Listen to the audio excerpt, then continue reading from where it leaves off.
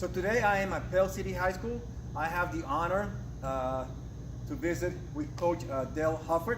Dale, how are you? Doing great, doing great. Thank you for having me here today. Absolutely, we're glad to have you. Excellent. We're here because Coach Hufford, I mean, they've been incorporating pure motion for a long time now. And we agreed that I was going to stop by because I wanted to see how, you know, the attachment, the equipment, the movement has been able to help, you know, the football team, wrestling team, as relate to athletic performance and injury prevention. So, Coach, this is your time. So, you know, we've been going now, you know. Oh yeah, about 3 or 4 years now. 3 or 4 years now. Yes, sir. And, you know, you have little by little incorporated some of our equipment. So, Yes, we have here, for example, the wishbone. I mean, how often do you use it, or how much do you incorporate it into your strength and conditioning program week to week? Well, we incorporate, from a squatting standpoint, usually about twice a week. We're, between the hack squats and the line squats have, I mean, they're just priceless for us. And, you know, originally that's why I remember watching on your website, and I'm like, I saw the line squats. Being a line coach, it was like, I need that in my weight room. And, you know, but also, you know, we do some cleans with it, you know, and shoulder presses with it. Even you know, we clean it to the front squat to the press with it. You know, How easy it's been to teach it so the kids can learn it? You know, and that was the whole thing. I remember when me and Ryan spent the day with you and got certified through you. You know, it is super easy. The technique, you know, when you sit there and you're not in that wide stance, you know, it just keeps your knees tracking over your feet the whole time. You know, especially me, being a 300-pound man and being 44 years old, you know, these are the squats I do, you know, and so, you know, even, you know, when the kids see you believing in it and see you doing it yourself, it's real easy for them to believe in it and do it as well. And the techniques are just so easy to teach and just keep the body in alignment, and, you know, they feel good. They feel good. They don't come in with an aching back you know, or anything like that the next day, because they're not out of position sitting there with 400 pounds on their back. Now, granted, we have to do those squats, and me and you. But I mean, you yes, balance. You balance. We balance. You know, yes. the vertical back squat, front squat with yes. more diagonal. Absolutely. Squatting pattern. Absolutely. You know, the diet. You know, and again, learning the system. You know, that you taught us. You know, on you know, looking at different ways, different diagonal planes to hit it. It's worked great for us. Even to the point now, I know you mentioned football and wrestling, our softball loves it. Our softball teams. And that's why we're, you know, in the midst of working with you on a new softball league.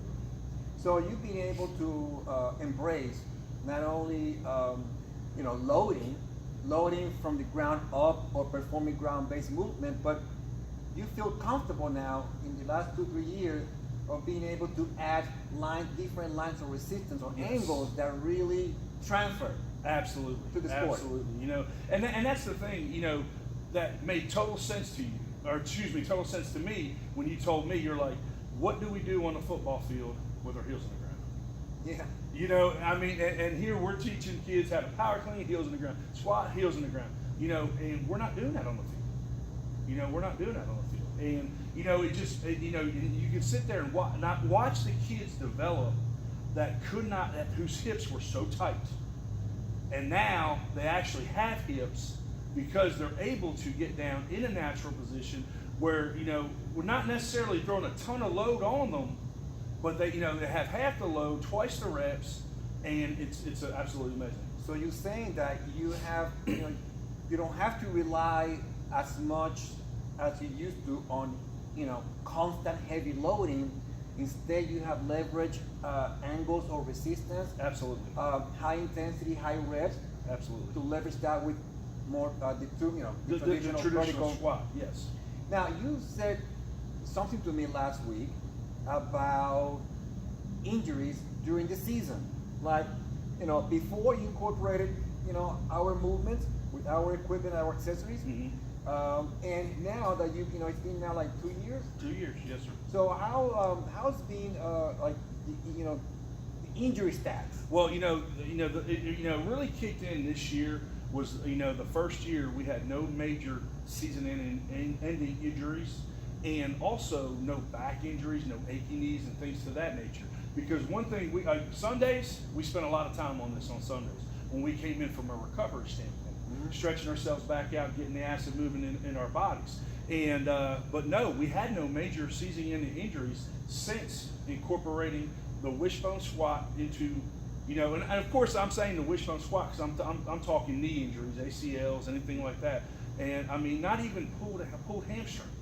I mean it's just like I said, the kids get in here and there's times where we'll lift, we'll come in and we'll get a quick lift in before we go out. And and they're sitting here underneath that, and they're squatting and they're stretching, and we're actually using that as a precursor to some practices.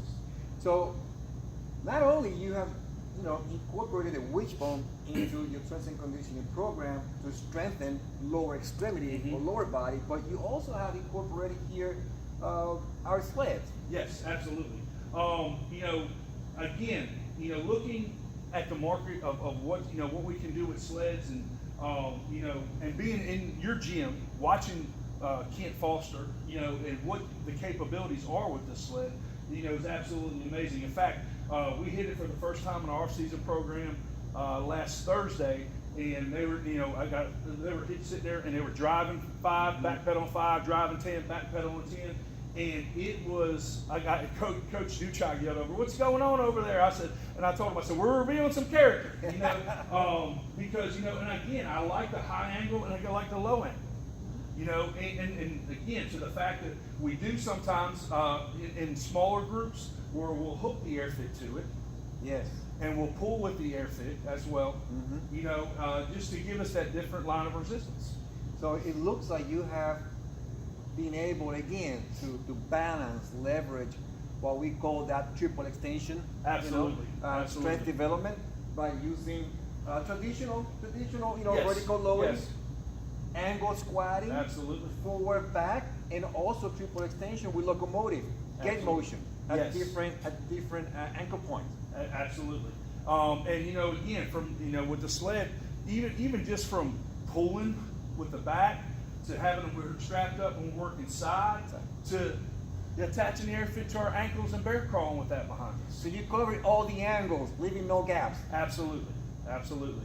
Because a very smart man, meaning you, taught me symmetry. When I was being certified through you, and we talked about the symmetry, and again, as being in the weight room, you think, oh, this, this is the way it's always been done, but pure motion has opened my eyes to not necessarily, the movements are similar, but there's always a better way to do things. Yes. When you know better, do better. Absolutely, and it's proven. It absolutely is.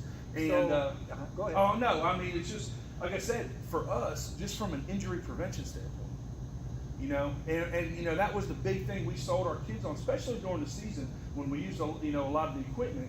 Is, hey, listen, we're in the weight room not to get stronger. We're in the weight room for injury prevention. Absolutely. And so when you put it in their mind like that, they have a tendency to work a little harder, during in-season workouts. The other thing I was going to say to wrap it up is there's all the attachment that you have included over time, but the whole idea by just looking at it, and how it blends Yes. with the traditional power rack is like you are moving from, let's say, traditional weightlifting, which is a sport designed to win on the platform, Absolutely. to more athletic lifting. Yes. You still generating strength, power, but now you're bringing it in multiple direction.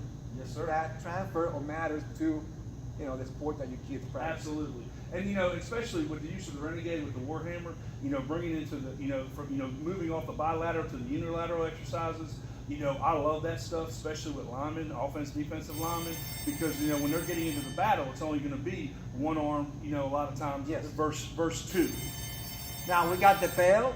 That's a sign that we're going to have a lot of kids coming in here, so we're going to wrap it up. But Dale, it's been a pleasure having Thank you you. here. We appreciate you And coming up. I cannot wait to see you again. All right, awesome. All right.